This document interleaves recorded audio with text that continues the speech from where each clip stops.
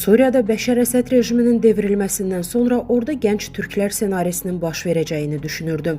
Gənc türklər Osmanlı İmperiyasının son dövründə Sultan II. Əbdülhəmid hakimiyyətinə müxalif olan gənc və ziyalı nəslə verilən addır.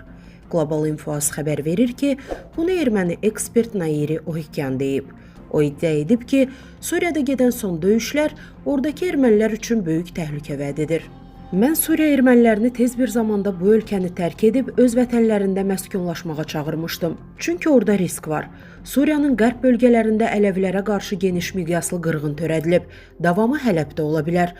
Ona görə bir daha deyirəm, ermənilər Suriyanı təcili tərk etməlidirlər deyə Ohikyan vurğulayıb. Qeyd edək ki, Latakiyada Əsədə bağlı qüvvələr hökumət qüvvələrinə 6 martda hücum edib. Suriya ordusu artıq üsyançıların ələ keçirdiyi şəhər və kəndləri geri alıb, Əsəd tərəfdarlarının doğma şəhəri sayılan Qardahaya daxil olub. Əziz izləyicilər, xəbərlərdən məlumat almaq üçün kanalımıza abunə ola bilərsiniz.